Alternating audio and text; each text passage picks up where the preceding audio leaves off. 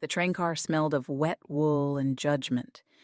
I felt the weight of eyes on my widow's dress, the plain one, not the good silk I'd pawned for fair.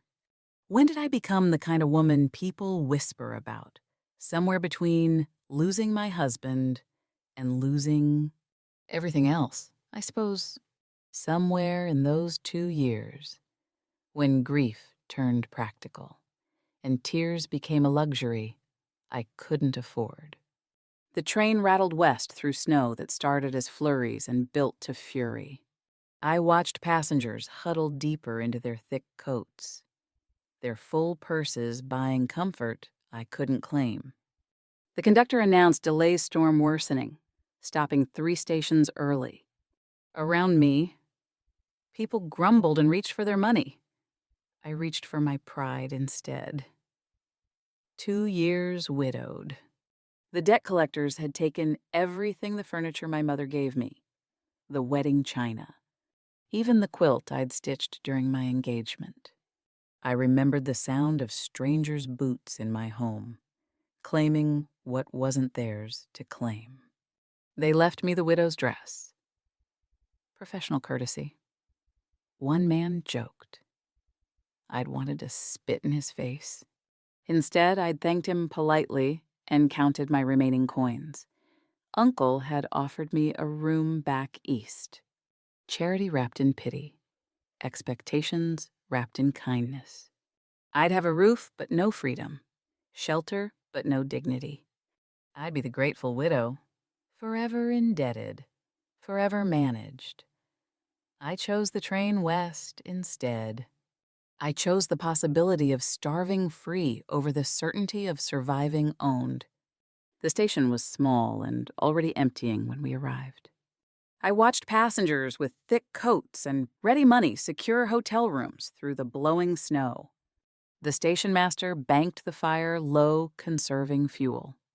No telling how long the storm would last. My fingers started going numb. I tucked them under my arms, keeping my face empty of fear. I'd gotten good at empty faces. Last coins in my palm, $3 and some change.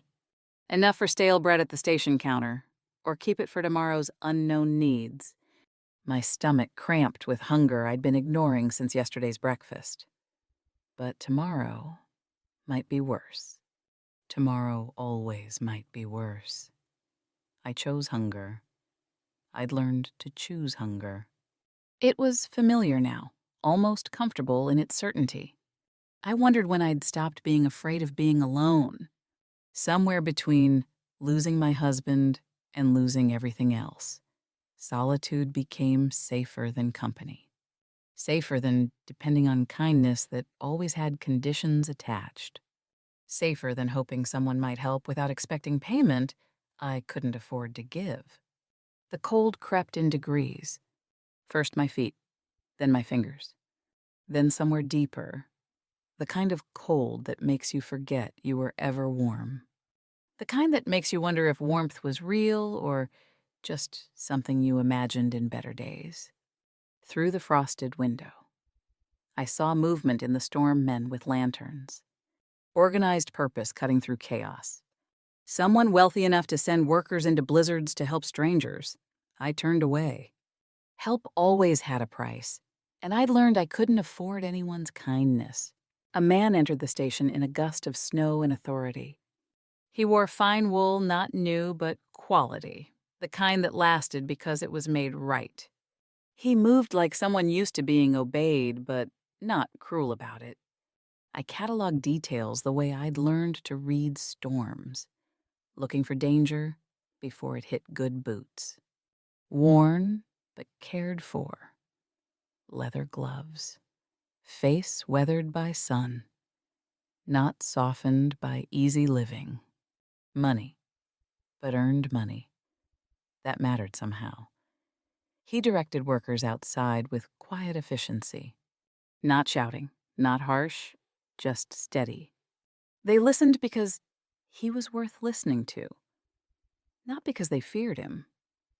I'd learned the difference. I sat straighter, arranging my threadbare coat to hide the worst patches. I wouldn't look like I was begging. Wouldn't give him the satisfaction of seeing my desperation. Pride was about all I had left. I'd guard it like the last coins in my pocket. He approached each stranded passenger methodically. An elderly couple, he arranged their hotel transport personally.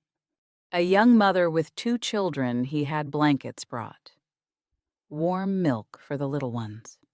Each interaction brief, competent, kind. I watched and waited and kept my face carefully neutral. When he reached me, his eyes took in everything. The coat with its careful patches, the careful stillness masking shivers, the pride in my lifted chin. I met his gaze directly, daring him to pity me. He removed his own coat without a word, fur-lined, heavy wool, smelling of wood smoke and leather, and something else I'd almost forgotten: safety. Maybe security. He draped it over my shoulders before I could protest. His coat was too warm, too heavy, too kind. I hated how much I needed it. Hated more that he saw I needed it. I can't pay for a hotel room. My voice came out steadier than my hands. Direct, honest. No point in pretending. He didn't flinch at my bluntness. Kindness shouldn't require payment. Ma'am, besides, I own the hotel. Rooms sitting empty don't earn their keep. I'd learned to read men the way I'd learned to read storms, looking for the danger before it hit. But I couldn't read him. That terrified me more than the cold. The storm's not letting up, he continued.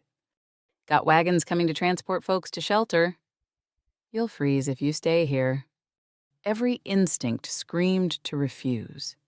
Accepting help meant debt. Debt meant owing. Owing meant power over me. But my fingers were white at the tips, frostbite beginning. The doctor would later confirm. I was practical enough to know that dying for pride was still just dying. Nothing noble about corpses. I nodded once. Sharp, keeping my dignity, even accepting his charity. He offered his arm to help me to the wagon. I didn't take it. I could still walk on my own. But I didn't give back his coat either. Small rebellions, small surrenders. The line between them thinner than I'd like. The hotel room was warmer than anywhere I'd been in months. Real warmth. The kind that sank into bones and reminded them what comfort felt like. A doctor came sent by Mr. Garrett. The desk clerk explained. The doctor examined my fingers with professional gentleness. Frostbite, he confirmed. Caught early. Fortunately.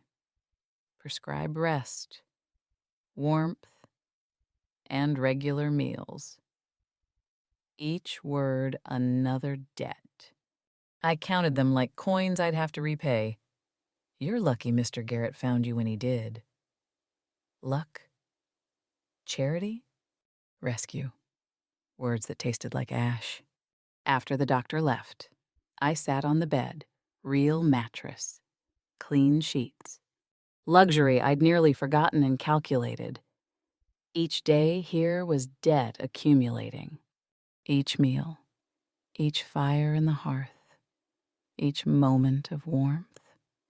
I'd learned that nothing was truly free. Someone always collected eventually. When Mr. Garrett knocked the next morning, I was ready.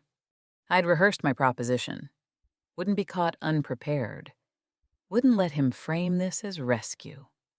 I can work, I said before he could speak. Cut him off. Took control. I'm educated. I can read, write, figure accounts. Whatever needs doing, I'll do it until the debt is paid. He leaned against the doorframe, considering me with those steady eyes that saw too much. Can you use a telegraph key? I paused. Honesty mattered. I can learn. Good. I need someone in the telegraph office. Last operator quit, said the station was too isolated. He named a salary that was fair. Not generous, but not exploitative. You'd have room above the office, meals included. Job's yours if you want it. No debt for the hotel room, call it investment in a future employee. I recognized what he was doing packaging charity as business. But the salary was real. The work was real. The difference between charity and opportunity was choice. And he was offering me choice. I wanted to believe him. Wanted to believe men existed who helped without expecting payment in subservience or worse. But wanting and believing were different countries, and I'd stopped traveling between them. Why? I asked bluntly. Why help a stranger? Something old crossed his face, memory shifting his expression. 10 years ago, I was the one stranded in a storm with empty pockets. Someone gave me a chance to earn my way. Figured I'd return the favor. The handshake felt like treaty and test. My frost-bitten fingers in his warm palm. Equal pressure. Equal terms. Maybe equal was possible after all. When do I start? Not thank you. Not I'm grateful. Just when do I start? Because this was a job. Not salvation, employment, not rescue. He smiled. First real smile I'd seen. And it changed his whole face. Made him younger. Less careful. Soon as the doctor clears you, learn the telegraph code while you rest. He left me his manual, leather-bound and worn from use. I started studying before the door closed behind him. Dots and dashes. A new language. A new beginning. Maybe dots and dashes became language faster than I expected. My fingers, still tender, but healing, grew nimble on the telegraph key. Messages flowed through me, news and orders and lives compressed into rhythmic clicks. Business transactions, family messages, emergency calls. Each one mattered. Each one proved I was good at something again. Being good at something mattered more than I'd expected. For 2 years, I'd been defined by what I'd lost: widow, debtor, charity case. Here I was, the telegraph operator, competent, reliable, necessary. The transformation felt like finding clothes that finally fit after years of wearing someone else's cast-offs. Thomas, still Mr. Garrett to me, I maintained that distance deliberately visited weekly. Thursday afternoons. Regular as clockwork. He checked the equipment, discussed expansion of the telegraph line to neighboring ranches, reviewed the message logs, professional visits, business. Nothing more. Except I noticed things. He remembered every worker's name, asked about their families, their health, their concerns. When the winter had been hard, he'd paid wages anyway, even when weather stopped construction. When young Rodriguez broke his leg, Thomas had paid the doctor and held his job until he healed. His fine clothes were worn until threadbare before replacing. Practical. Not wasteful, despite his wealth. His money wasn't a wall separating him from others. It was a tool he wielded deliberately, carefully, trying to do more good than harm. I observed him helping a young couple secure land they couldn't quite afford. Not giving it away, he wasn't foolish, but arranging terms they could manage. Payments that matched their income. Opportunity, not charity. The same gift he'd given me.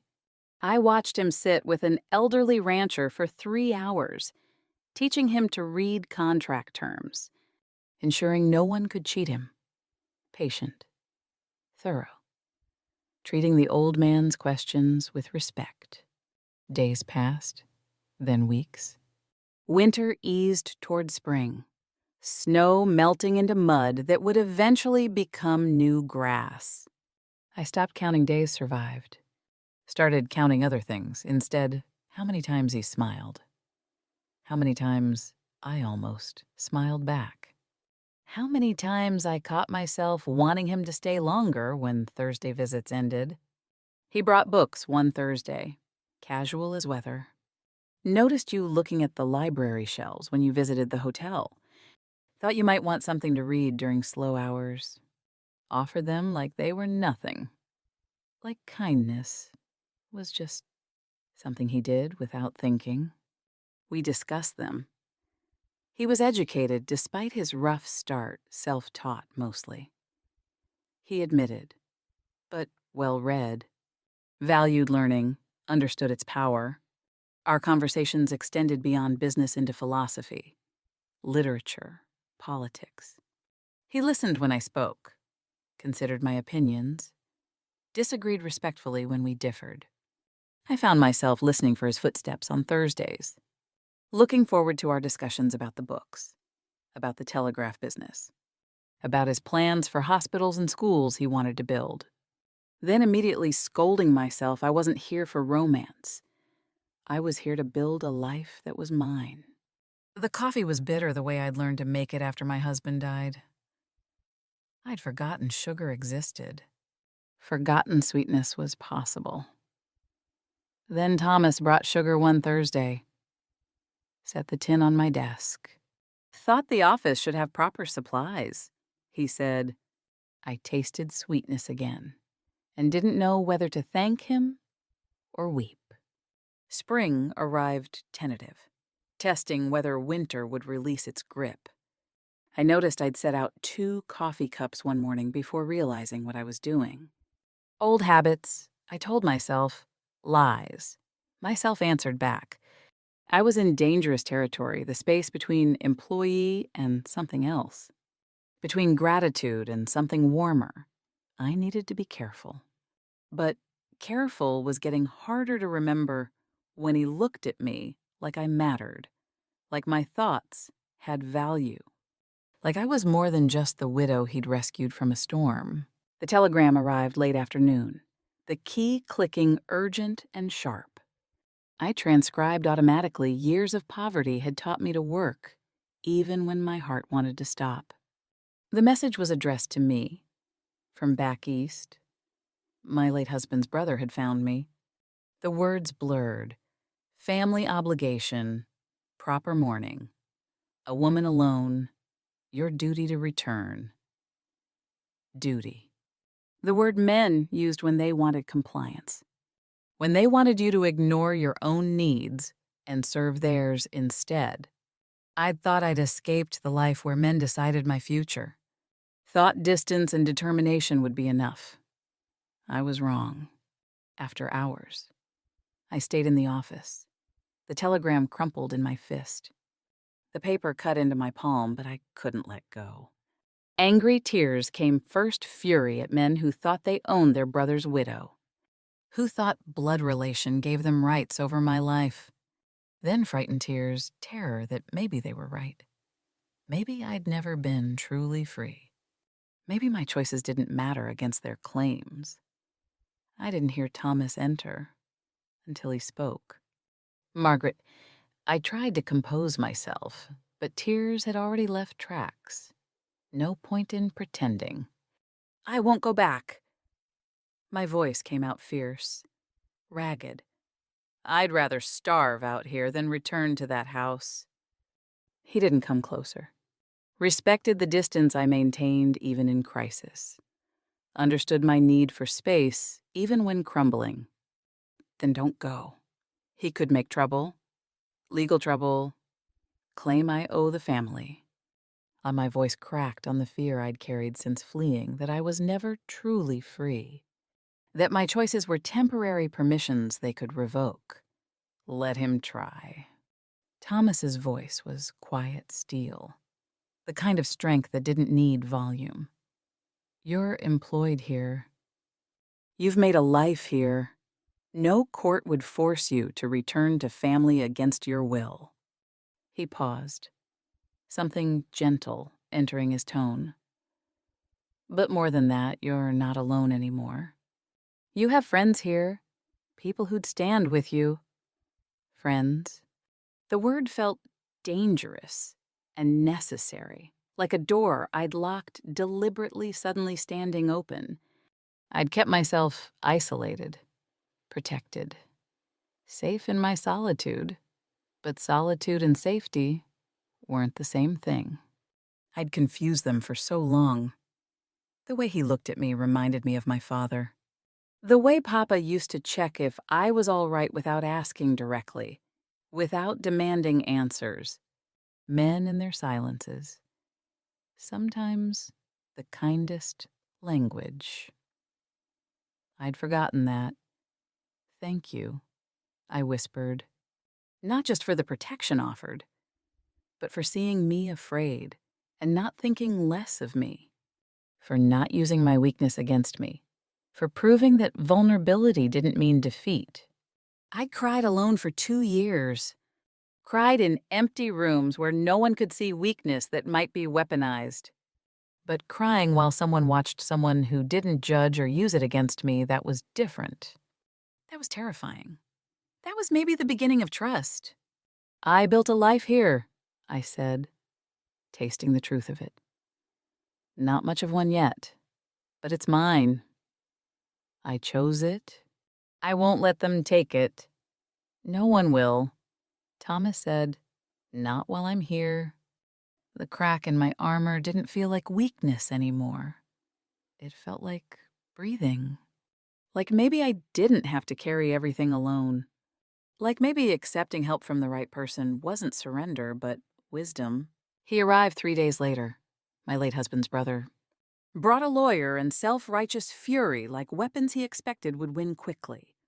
Found me in the telegraph office during business hours. Working. That seemed to offend him most, that I was working instead of mourning properly. Whatever that meant. You've neglected your duties long enough, he announced, not bothering with greetings. Proper mourning period. Family obligations. Time to return home where you belong. Home. As if that cold house where they'd tolerated me had ever been home. As if belonging was something they could assign, rather than something you felt.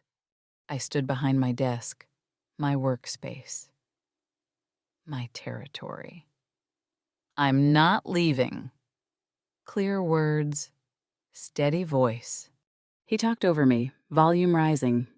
Listed his claims like precedents in court family duty.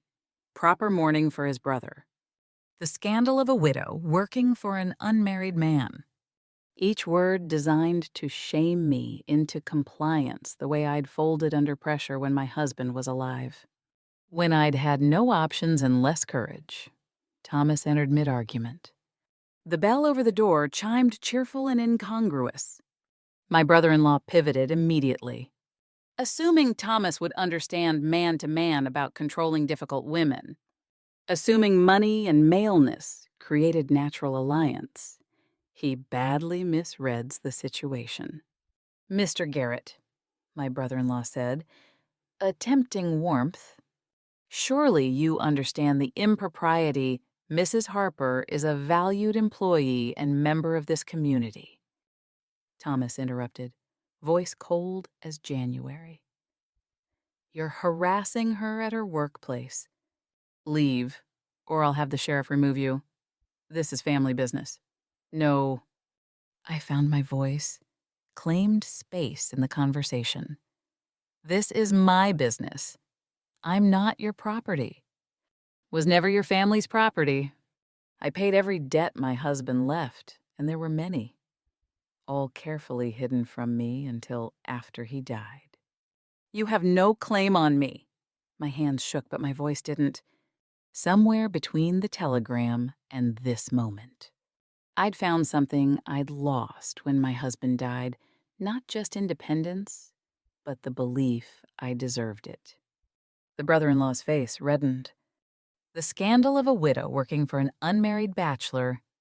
My reputation is my own to manage, I said, stepping forward, not hiding behind my desk anymore. And it's spotless. I work for my living, harm no one, and owe nothing to anyone, if that offends you. The door's behind you. The lawyer, smarter than his client, reading the room correctly, touched his client's arm. No legal standing, he murmured. She's right about the debts. We should go. After they left, Thomas and I stood in sudden silence. The office felt smaller somehow, charged with words spoken and ones still unspoken. You stood up to him, Thomas said, something like pride warming his voice. I had to. I replied, simple truth. You showed me I could. I'd spent 2 years believing strength meant needing no one. But standing there with Thomas beside me, not in front of me, fighting my battles. Not behind me, pushing me forward. But beside me, as equal, I learned strength could mean letting someone stand with you. Truth and gratitude tangled together. Impossible to separate. That evening I worked late, processing backlog of telegrams. Thomas brought coffee without asking, set it on my desk. We worked in comfortable silence, him reviewing accounts at the spare desk. Me clicking messages into the night. This is partnership, I thought. Not romance, not rescue, but something steadier, something real. And I wasn't sure when I started wanting it, but I knew I did. Late spring brought gossip with the new grass. Whispers started at the general store widow working for a wealthy bachelor, the way he looked at her. Impropriety brewing like storm clouds. I heard it while buying supplies. Saw sidelong glances from women who'd been cordial before. The same judgment I'd fled east to escape, finding me here like a curse I couldn't outrun. Mrs. Henderson, the shopkeeper's wife, stopped me as I was leaving. Just concerned, dear, she said, voice dripping false sweetness. People talk, a young widow, unmarried man. You understand how it looks. I understood perfectly. It looked like I was trying to survive. Like I was working honestly, but honest work from a widow apparently looked like scandal to people who preferred their charity cases, grateful and passive. That night, I packed my few belongings. I'd saved enough money for a fresh start elsewhere, not much, but enough for train fare and a month's room while I found work. Another town. Another telegraph office. Always running. Running felt familiar. Safe. Connection felt dangerous. I was writing my resignation when Thomas knocked. Had he sensed it somehow? Or just noticed the light burning? Late again? You're leaving? Not a question. He saw the bag by the door. The talk. I started. Damn the talk. First time I'd heard him swear. He caught himself. Sorry. But you're leaving because other people can't mind their own business. I won't let my presence damage your reputation, my reputation. He laughed, bitter and sharp. Margaret, I was a dirt-poor drifter who got lucky in silver mines. Half this town still considers me an upstart who doesn't know his place. I don't give a damn about their approval. He paused. Vulnerability cracking through frustration. But I do give a damn about you leaving. The air shifted between us, charged with something we'd both been avoiding. Thomas, I'm saying this wrong. He removed his hat, ran a hand through his hair, nervous. I'd never seen him nervous. I'm not asking you to stay for me. Well, I am, but let me give you a reason to stay. Court you properly. Let me show you that what I feel, what I hope you might feel is worth facing down gossip for. My heart pounded against ribs that suddenly felt too small. I could run again, pack my bag, take the morning train, start over in another town with another story. I'd gotten good at running, good at being alone, good at the safety purchased with loneliness. I'm afraid. I admitted. The words cost everything. Of needing someone again. Of losing again.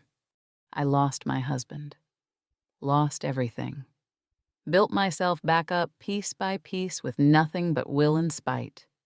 If I let you in and lose you too. My voice broke. I don't know if I could survive that a second time. Thomas stepped closer, still respecting my space, but closing the distance. I'm afraid too. Margaret, terrified. If I'm honest, but I'd rather be afraid with you than safe without you. He said he was afraid too. That mattered more than confidence ever could. We'd both been hurt. Both rebuilt ourselves from ruins. Both learned that loving meant risking. The question wasn't whether we were afraid, it was whether we were brave enough to be afraid together. I could run again, pack my bag, take the morning train, start over, safety through distance, protection through isolation. Or I could stay, risk my heart, choose connection over safety.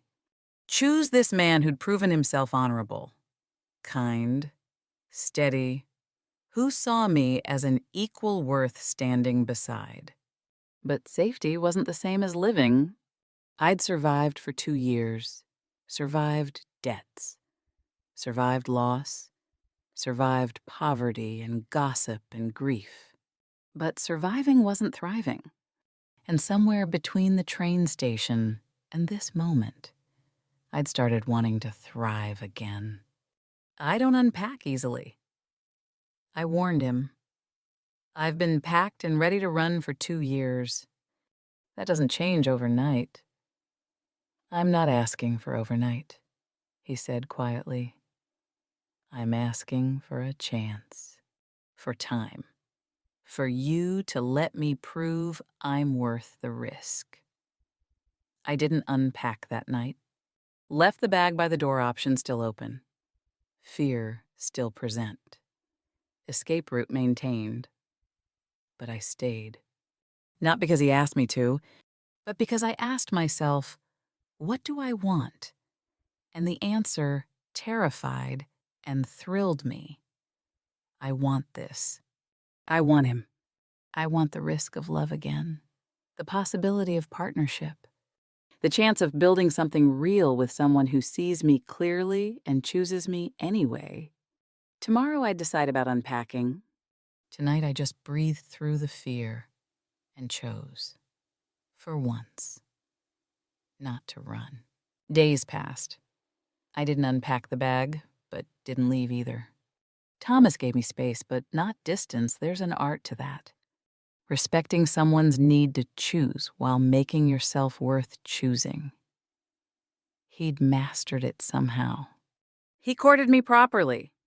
Afternoon walks where everyone could see deliberate publicity to counter gossip. Dinners at the hotel restaurant with other diners witnessing our respectability. Conversations that ranged from books to business to dreams bigger than either of us alone. He told me his plans in detail. Now, hospitals for minors who got hurt with no care available. Schools for ranch children who grew up without education. Infrastructure this territory needed roads, bridges, telegraph lines extending communication. Using his wealth to build community, not just comfort. What do you think about including a women's ward? He asked one evening. Separate space for childbirth, female ailments, privacy matters. And a midwife on staff, I added. Not just doctors. Women trust midwives. He wrote it down, valued my input. Never assumed his money meant his ideas mattered more than mine. We argued about hospital design, debated school curriculum, split responsibilities according to knowledge and skill rather than tradition or gender. This was partnership, real partnership. One evening, watching sunset from the telegraph office porch, I realized I'd already made my choice. Made it when I stayed that first night, when I stopped running, when I let him see my fear and found he didn't use it against me, didn't think less of me, just stood with me in it. "I want to marry you," I said, direct. No preface, no apology, no waiting for him to ask first. He turned, surprise and hope warring on his face. "Margaret, not because I need rescuing, I don't. Not because your money makes life easier, though it will. I want to marry you because you're a good man who sees me as an equal. Because we could build something meaningful together." I met his eyes. "Because I choose you, Thomas. Deliberately, fully, I choose you." He took my hand, careful of the fingers that still ached in cold weather. Permanent reminder of the blizzard that brought us. Together, I choose you too. Margaret, every day I'll choose you. Not romance novel declarations. Something better, steady truth. Promises we both intended to keep. I'd thought love required equal footing, same wealth, same status, same starting point. But Thomas taught me different. Love required equal respect, equal voice, equal choice. We didn't need matching bank accounts. We needed matching values. Needed to see each other clearly and choose anyway. Needed to build something together that mattered more than what either of us could build alone. The wedding was small, deliberate. Half the town attended despite earlier gossip, or maybe because of it. Curious to witness the scandal marry itself respectable. I didn't care about their reasons. Let them come. Let them watch. I wore a dress I bought with money I earned. Not borrowed or given. Simple, but beautiful. Mine? I walked myself down the aisle, no father to give me away because I belonged to myself. Always had. Always would. Marriage didn't change ownership, just added partnership. The preacher asked if I took Thomas as my husband. "I do," I said clearly. Not whispered, not shy. Claimed my choice publicly. I spoke vows I'd written myself. Promised partnership, not obedience. Promised honesty, not deference. Promised love. But love defined as choice, renewed daily. Not submission, demanded eternally. Standing at that altar, I felt no uncertainty. I'd spent weeks questioning, wrestling with fear, imagining every way this could hurt me. But the moment to choose arrived, and I knew, bone deep and certain. This was right. He was right. We were right together. The townspeople who'd whispered about us now bore witness to our choice. Some still disapproved. I saw it in their faces. I didn't care. I'd spent too much of my life worried about other people's opinions, making myself smaller to fit their expectations. This was my life, my choice, my love. I remembered the woman at the train station, frozen, desperate, too proud to ask for help. She would be so proud of me now, not for finding a husband, but for finding herself. For learning the difference between independence and isolation, for having courage to risk her heart again. After the ceremony, Thomas and I stood together on the hotel porch, watching guests celebrate. Music drifted from the ballroom. Children ran laughing through the garden. Spring evening, perfect and gentle. Any regrets? He asked quietly. I thought of the train station, the fear, the running, the walls I'd built to stay safe. Only one. That it took me so long to see what was right in front of me. He squeezed my hand.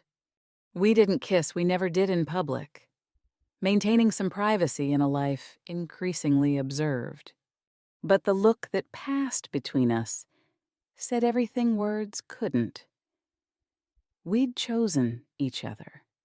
The rest was just beginning. We built the hospital first. Not his project or mine ours. I managed contracts, hired staff, ensured the facility served everyone regardless of ability to pay. Thomas funded it. I organized it. We built it together as true partners. The miners who'd once whispered about the widow and the millionaire brought their families to the dedication. Watched their children run through halls that smelled of fresh paint and new beginnings. One man, Rodriguez, the one Thomas had helped when his leg broke, shook both our hands. You saved my leg, he told Thomas, then turned to me. You saved my dignity. Wouldn't take charity, but you made sure I could afford the care. That matters. Well, that's when I understood what we'd built. Not just walls and beds. A place where people could receive help without losing themselves. The school came next. I hired the teacher, young woman from back east. Educated, proud, determined to make her own way. She reminded me of myself 2 years earlier. Scared, but trying not to show it. Competent, but uncertain anyone would recognize it. We're not giving charity, I told her at the interview.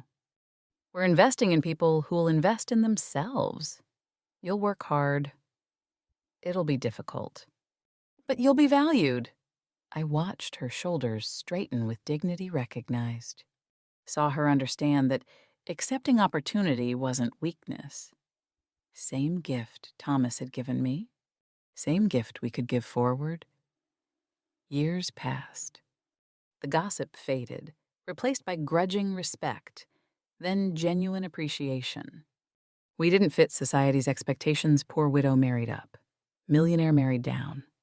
Neither of us properly staying in our assigned places. But we fit each other. That, we discovered, was what mattered. The frostbite left scars on my fingers, visible reminders of that desperate night at the train station. Sometimes Thomas traced them gently. Silent acknowledgement of where we'd started. I remembered the woman I was terrified. Alone. Too proud to ask for help. Remembered the choice that changed everything, accepting his coat. Not because it saved me from the cold, though it did, but because it taught me that accepting kindness doesn't diminish strength. That vulnerability and courage often look identical. That the bravest thing isn't standing alone, but knowing when to let someone stand with you. I tell my story now to women who arrive at our hospital frightened, alone, convinced they should manage everything themselves. Young mothers fleeing bad situations. Widows starting over, women who think needing help means failure. I show them my scarred fingers. Accepting help isn't weakness, I say. Real courage is letting people see you're struggling and choosing to build something better together. Independence isn't refusing all help, it's choosing who you accept help from and on what terms. Thomas still brings me books. I still work not because I must, but because I choose to. We argue about hospital budgets, debate school curricula, make decisions together. Partnership in every sense.